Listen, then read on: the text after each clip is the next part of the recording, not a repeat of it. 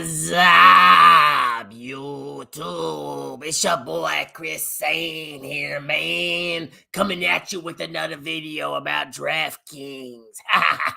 Options plays. Was that a good imitation?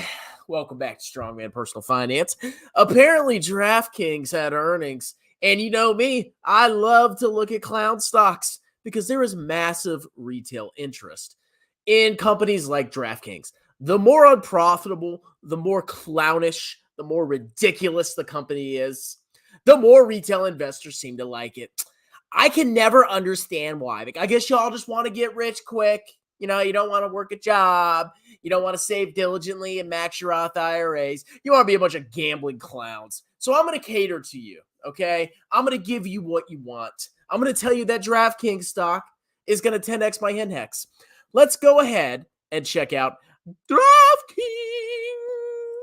So first we got to look at the stock price action because nothing is more important than looking to see if the stock went up or down a lot in the last couple of years.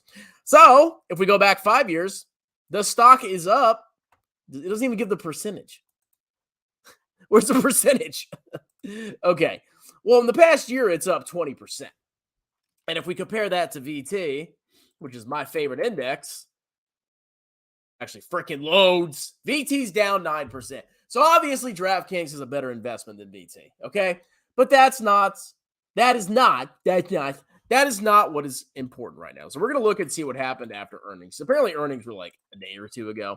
So apparently it popped on earnings. The stock went from $17.75 to 21% or $21. And if you had listened to Chris Sane, who I'm sure is telling you to buy it after earnings, you would have, I guess, somehow made money because he's a financial guru. All right, we're going to get boring here, okay? I'm going to give you a rundown of this company's financial statements. And by the way, there's this girl's sock, this baby sock on my desk. I have no idea how this got here. It was just sitting here. It's like, what is this? Okay, I eat babies. Yeah. All right, let's go ahead and look at the balance sheet. So on the right here, we have December 31st, 2021. This is last year on the right. And this is December 31st, 2022.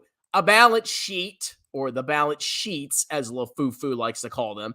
If you have a consolidated entity, it says balance sheets. Now, companies sometimes buy other companies. And depending on how much they control that other company, will tell you whether you use different methods of accounting for those investments. Apparently, DraftKings acquired more than a controlling stake in companies. And when you present the financial statements, you present them as one entity. That's why you see consolidated balance sheets, okay? So, see all the free knowledge I'm giving you? I'm such a great guy. So, cash went down by, what is that? $900 million. $900 million of cash gone. Cash reserved for users, I guess those are deposits, went down just a tad bit. Receivables reserved for users went up pretty significantly. Accounts receivables flat, and prepaid expenses went up by 94. So overall, their current assets went down by about $700 million. My mathy isn't good tonight. We're going to compare their current assets to their current liabilities. So their current debts, they have accounts payable and accrued expenses. They have liabilities to users. And they have a little bit of operating leases and other current liabilities. So far, so good. They have enough cash to pay off all of their current liabilities and basically have nothing left over in cash. So they're not imminently going bankrupt, okay? But they did incinerate a pretty significant amount of cash year over year. The question is, where did it go? We'll see in the statement of cash flows, okay? So overall, not the worst balance sheet when it comes to liquidity, okay? They have a lot of cash, and they have sufficient cash to pay their short-term debts, which is good, okay? Property, plant, and equipment went up, so they bought some PP&E.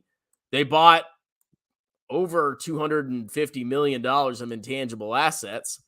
They had a pretty big acquisition, and they paid $270 million more than the fair value of the net assets of the company. I wonder what clownish company DraftKings acquired. They paid a lot of money for it, I can tell you that. It's probably a clown stock. Usually clown stocks acquire other clown stocks. I don't know if you've noticed that. Operating lease assets, equity method investment. Okay, so equity method investment is when they have significant influence in another company. They have between 20 and 50% of shares, but they don't control the company. Okay, if they controlled the company, it would be consolidated as if it was one entity.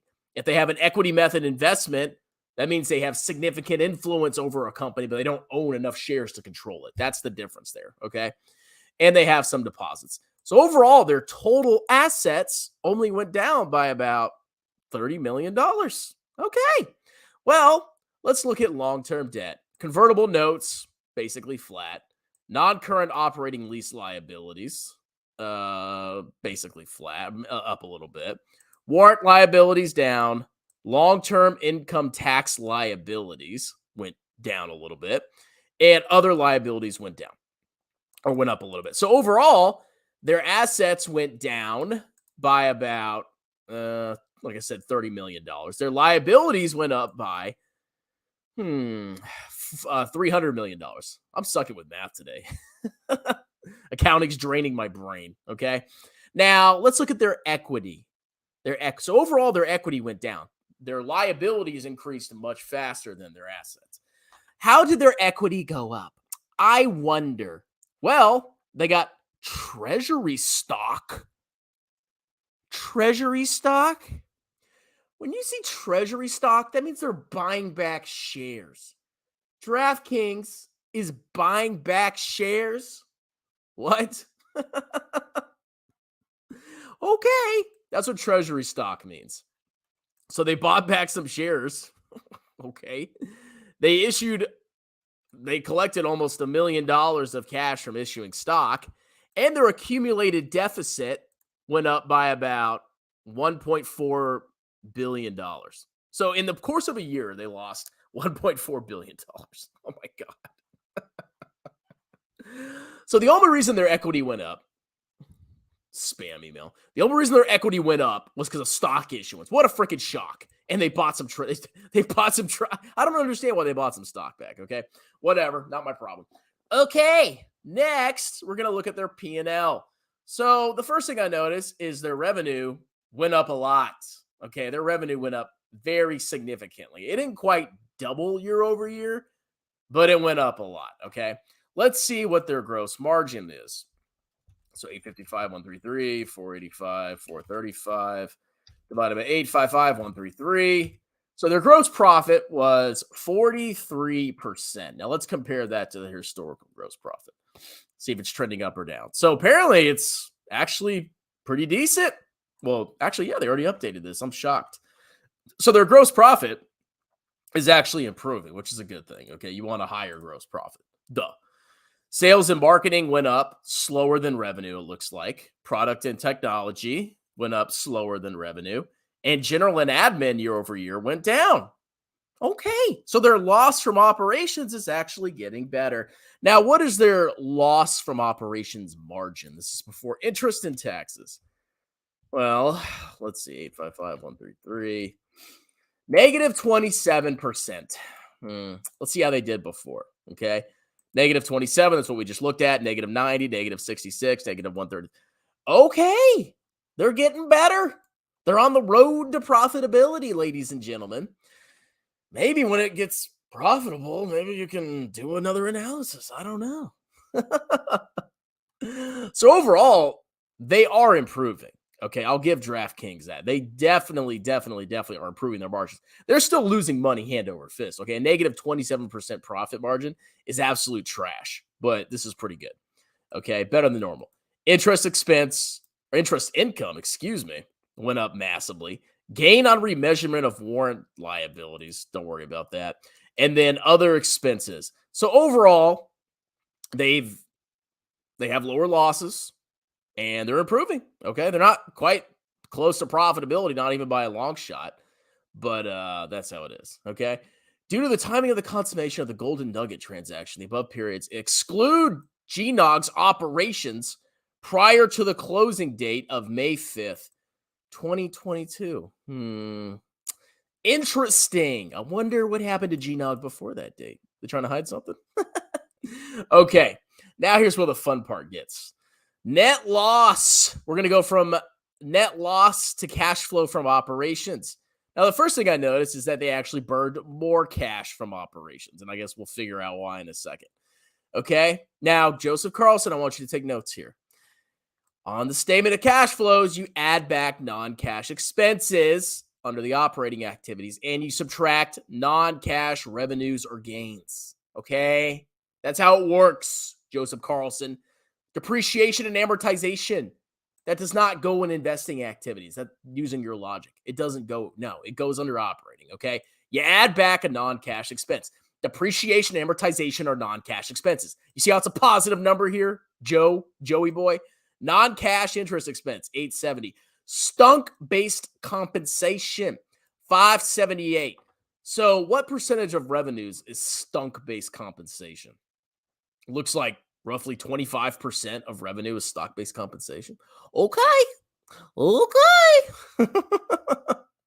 Just something to keep in mind, okay? Gain on remeasurement of warrant liabilities. Oh, you see how it's a negative number there, Joe? Yeah. You subtract non-cash gains, non-cash revenues. Okay, deferred income taxes. Okay, they got a little benefit there.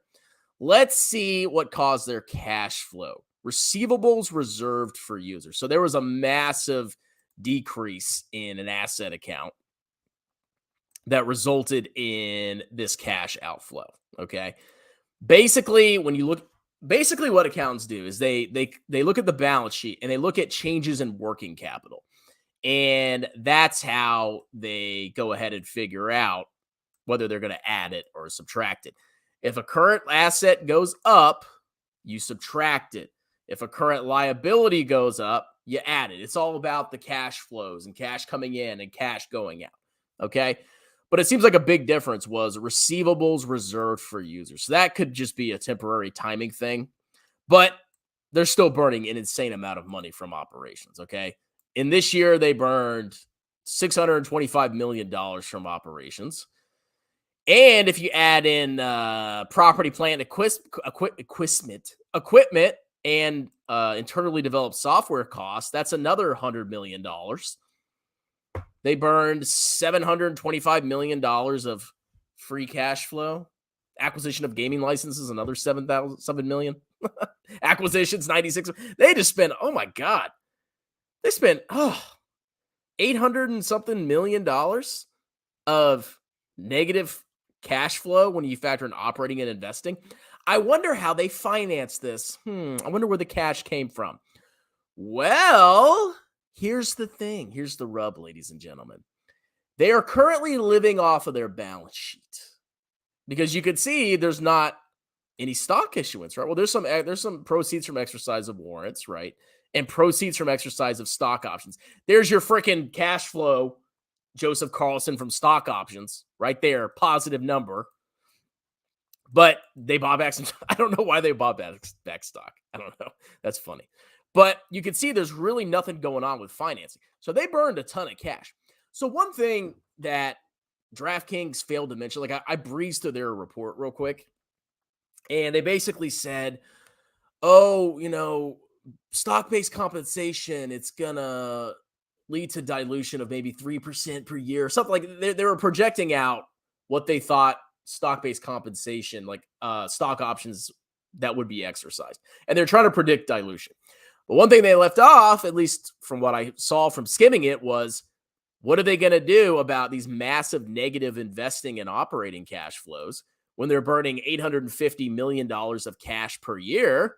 And then you go up to their balance sheet, assuming this continues, and basically they have this and some receivables to live off of. They're not going to imminently dilute, but at some point, if trends don't fix, they're going to have to massively dilute to raise cash. They're going to have to do it because you can see they're incinerating their cash on operations and investing. So I would pay close attention to what's going on here with these cash flows because this is pretty significant cash burn, okay? Obviously, they may not acquire another business, but even from operations, that's a lot of cash that was fried. So is this a clown stock? What's the conclusion? Yes, this is a clown stock. But the biggest thing I would watch out for is the cash burn from operations. And then I'm curious what they acquired because you see they have this How much did they spend on that acquisition? So they spent 96. And let's see. Okay, yeah, I'm curious what they acquired.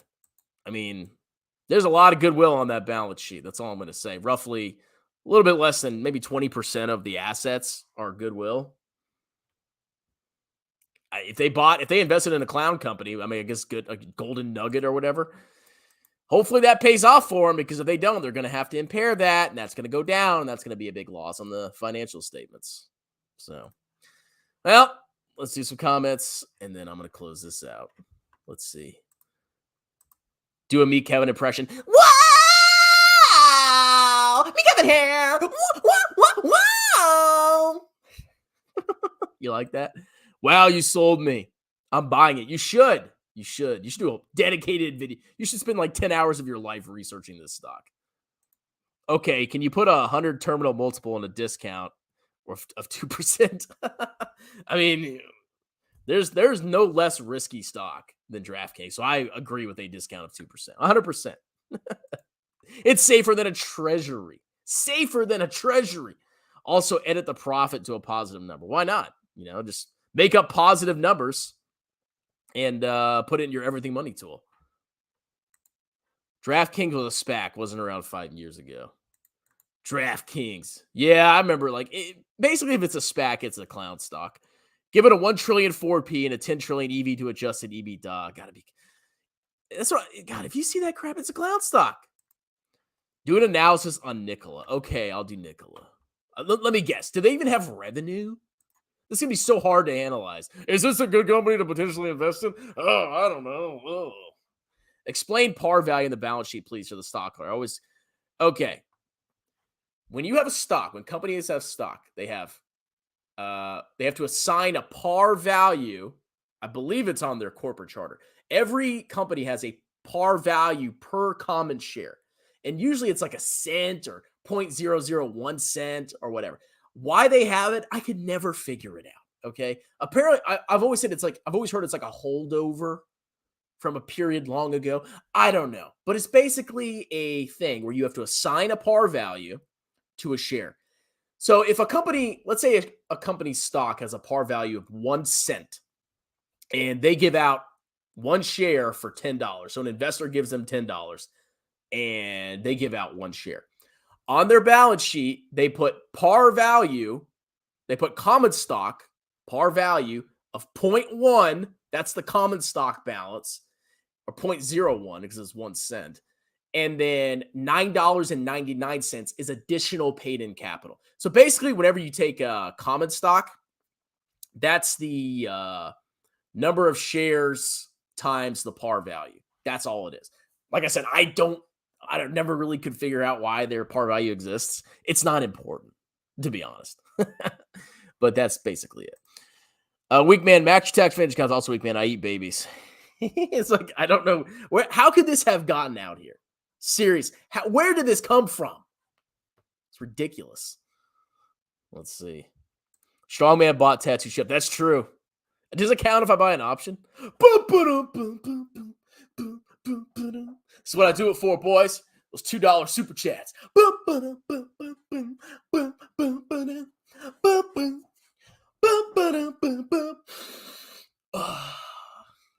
Smells like baby.